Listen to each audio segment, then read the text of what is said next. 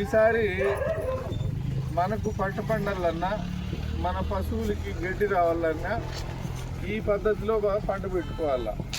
ఈ పద్ధతిలో పంట అంటే ఏమేమి ఉన్నాయంటే ఇక్కడ ఆముదము, అనుములు, అలసందలు, కందులు, గోర్చిక్కుడు, సజ్జలు, ఇవి మనకు 6 ప్రధాన పంటలు ఉన్నాయి. ఈ 6 ప్రధాన పంటలు మామూలుగా వేస్తే పండవు. మనకుండే నేలలో ఇప్పుడు భూసారం సరిగ్గా లేదు.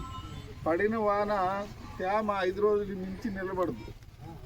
తేమ నెల రోజులు నిలబడల్లా, 50 రోజుల వరకు పంట బతకల్లా. అంటే దీన్ని ఏం చేసినామంటే ఇక్కడ ఆవు పేడను మనం బెల్లము, శనగపిండి వేసి మాగబెట్టాం.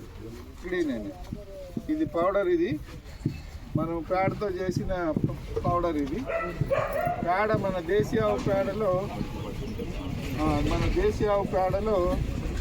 ఏం చేస్తామంటే బెల్లము, శనగపిండి, గోమూత్రం ఆడే నిలబడుతుంది, గోమూత్రము అవి కలిపి మనము మాగబెడతాం. 8 దినాలు మాగబెట్టినాక అది ఎండిపోతుంది. ఎండిపోయింది మనకు ఇట్లా పౌడర్ చేసి పిండి చేసి జల్లెడ పడతాం. జల్లెడ దీన్ని బట్టి తర్వాత బంకమట్టి, మనకు బంకమట్టి బంకమట్టి అంతా కూడా మనం ఏం చేస్తామంటే బాగా నల్లగొట్టి జల్లెడ పడతాం. జల్లెడ అంటే మన మామూలు జల్లెడు కాదు, అత్తరసాలు చేస్తాం కదా, కజ్జాలు అంటాం మనం, బియ్యంతో చేసేది. ఆ జల్లెడితో పట్టాలా లేదా గుడ్డుతో పట్టాలా. ఇది చాలా నున్నగా రావాలి. మనం గోధుమ పిండి, సద్దపిండి, జొన్నపిండి లాగా కాకుండా ఈ పిండి ఇంకా నున్నగా రావాలి. అట్లా ఇది బంకమట్టి పట్టుతారు. ఇంకా ఇది బూడిద, ఇవి ఆ విత్తనానికి గోళీలు చేస్తాం. గోళీలు చేసేటప్పుడు మొదట ఏం చేస్తామంటే ఇది బీజామృతం అంటారు. దీన్ని ఎట్లా తయారు చేస్తామంటే రేపూట సంతకాడ మనము ఒక 20 కిలోలు, ఒక 5 కిలోలు 20 లీటర్ నీటిలో దీన్ని నానబెడతాం. పేడను, పచ్చి పేడ, ఫ్రెష్గా ఉండే పేడను నానబెట్టి పద్దన్నే దాన్ని బాగా మనం పిసికి రసం తీస్తాం. ఆ రసమే ఇది. దీంట్లో కొద్దిగా చున్నం, మనం తినే చున్నం ఉంది కదా, చిటికెడు చున్నం కలుపుతాం. ఇట్లా కలిపి ఇవి రెడీకి చేసుకొని ఈ విత్తనాలు తీసుకోండి. ఇలా విత్తనాలు తీసుకుంటాం. మనం ఈ పంటకు విత్తనాలు ఎలా తీసుకుంటామంటే ఎకరాకు సద్దలు ఎన్ని వేస్తామో అన్ని విత్తనాలు తీసుకుంటాం. అలాగే గోరుచిక్కుడు ఎకరానికి ఎన్ని విత్తనాలు కావాలో అన్ని తీసుకుంటాం. అంటే అర్థం ఏమి, 1.5 కిలో, ఆ గోరుచిక్కుడు 4 కిలోలు విత్తనం, కంది 2 కిలోలు, అలసందలు 4 కిలోలు, అనుములు 4 కిలోలు, ఆ ఆముదం వచ్చి 2 కిలోలు. ఆ విత్తనాలు తీసుకొని ఒక్కొక్క విత్తనాన్ని మనం ఏం చేస్తామంటే మొదట బీజామృతంతో ఇవి 6 రకాల పంటలు. వీటితో పాటు ఇవి 25 రకాలు ఉంటాయి దీంట్లో. ఇవన్నీ దేనికి 25 రకాలంటే భూమి లోపల సూక్ష్మజీవులు ఉంటాయి. అన్ని రకాల సూక్ష్మజీవులకి తిండి కావాలా. పొలానికి కూడా పురుగులు వస్తాయి. పొలం మందే కాదు, పురుగులు ఉండే చోట మనం పోయి సేద్యం చేస్తున్నాం కాబట్టి వాటిని చంపకూడదు.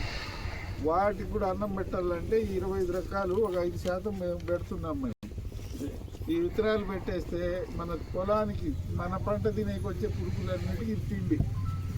ఈ తిండి అవి తిని వాటి పిల్లల్ని అవి పెంచుకొని హాయిగా ఉంటాయి మన చేనులో. మన పంట జోలికి రావు. మన పంట జోలికి ఎందుకు రావు అంటే ఇవన్నీ కలుపుతూ ఉన్నాం కాబట్టి మన పంట చాలా క్వాలిటీ ఉంటుంది. తినలేవు, వీటిని తింటాయి. ఇప్పుడు మన పురుగు మందులు, కషాయాలు కూడా వాడాల్సిన పనిలే. చాలామంది కషాయాలు వాడతారు, అది కూడా విషయమే. పురుగు మందులు విషయమే, అవన్నీ వాడం. కాబట్టి దీన్ని ఇవి ప్లస్ ఇవన్నీ మనము గుళికలు చేసి మనము గొర్రు ద్వారా విత్తనం వేస్తాం. విత్తనం వేసేటప్పుడు విత్తనంతో పాటు గంజామృతం పౌడర్ కూడా వేస్తాం. ఏది విత్తనంలో మనం ఇంతకుముందు ఎరువులు వేస్తా అంటే డిఏపి కాంప్లెక్స్ లాగా మనం వేస్తాం. అది గాన వేస్తే నేలలో మాట్లాడు నేలలో సూక్ష్మజీవులు పెరిగి నేల మెత్తగా అవుతుంది. రెండవది ఏంటంటే వానపాములు భూమి అడుగులో ఉంటాయి. ఈ పేడ వాసన చూసినాయంటే ఈ వానపాములన్నీ పైకి వచ్చి 10 రోజుల లోపల పిల్లలు పెట్టి నేలను మెత్తగా దున్నుతాయి. చాలామంది ఈ పద్ధతి చేసేవాళ్ళు దున్నాల్సిన అవసరం భవిష్యత్తులో రాదు. నేల అంతా మెత్తగా అయిపోయింది. ఎంత పెద్ద వాన పడినా నీరంతా భూమిలోకి ఇంకుతుంది. ఒకటి ఈ తేమ ఆరకుండా ఈ పంటలు ఉంటాయి. అన్ని పంటలు మీరు అనుభవం చూశారు కదా, పొద వస్తుంది. ఆ పొద ఉండడం వల్ల ఎండ నేలకు తగలదు, నీరు ఆవిరి కాదు, తేమ అంతా ఆవిరి కాకుండా ఉంటుంది, పదును పట్టుకుంటుంది. మామూలుగా అయితే 5 రోజులు పట్టుకునే పదును మన నెలలో నెల వరకు పదును పట్టుకుంటుంది. నెలకు చిన్నపాటి వర్షం వచ్చినా పంట తట్టుకుంటుంది. లేదా మనము ట్రాక్టర్తో ఒకసారి ట్యాంకర్తో నీళ్ళు ఇచ్చినా పంట చేతికి వస్తుంది. ఈసారి కరువు వస్తుంది. అందుకని ఈ ఉపాయం చేసి అందరు రైతులకు పంట రావాల. ఇవి 2 రకాలు. ఇవి మనము 70 రోజులు, 80 రోజులు, 90 రోజులకు చేతికి వచ్చే పంటలు ఇవి. 70-80 కాదు, ఏడాది అంతా బతుకుతాయి ఇవి. ఈ పంటలు ఈ పద్ధతిలో ఏడాది అంతా బతుకుతుంది. మే వరకు పంట చేతికి వస్తుంది. కంది రెండో పంట మేలో వస్తాయి. అనుములు, ఆముదము, ఈ కందులు, ఈ గోరుచిక్కుడు 10 నెలలు వస్తాయి. కాబట్టి మనకు పంట గ్యారెంటీగా వస్తుంది. ఈ పంట అన్ని పంటలు ఉండడం వల్ల పండుతాయి. లేదు పశువులు గడ్డి కావాలనుకుంటే 70 రోజులు అప్పుడు పుట్ట కాత మీద ఉన్నప్పుడు, ఈ సద్ద పొట్ట మీద ఉన్నప్పుడు మీరు కోసి వాము వేసుకుంటే పశువులకి మేతగా పనికి వస్తుంది. అందుకని పశువులకు మేతకు భయపడాల్సిన పని లేదు. రైతు ఈసారి తక్కువ వర్షాలకు కూడా పండే విధానం ఇది. పండల్ల కాబట్టి ఇలాంటి పద్ధతి చేసినాం. ఇది గ్యారెంటీగా వస్తుంది.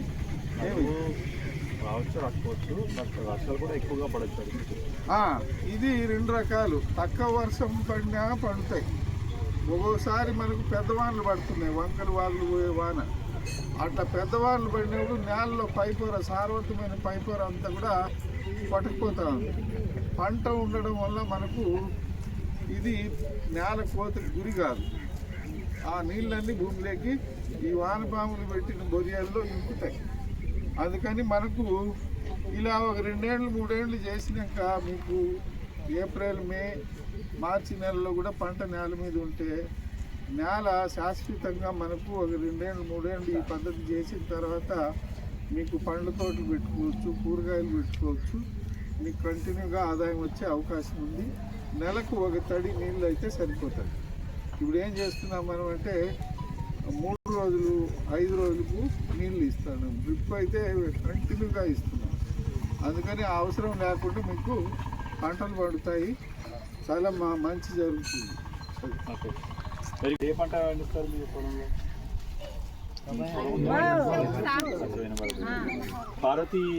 పార్వతి కదా, పార్వతి తన పొలంలో మంచిగా ఎంత డబ్బులు తీసుకున్నావు పార్వతి గారు చెప్పండి.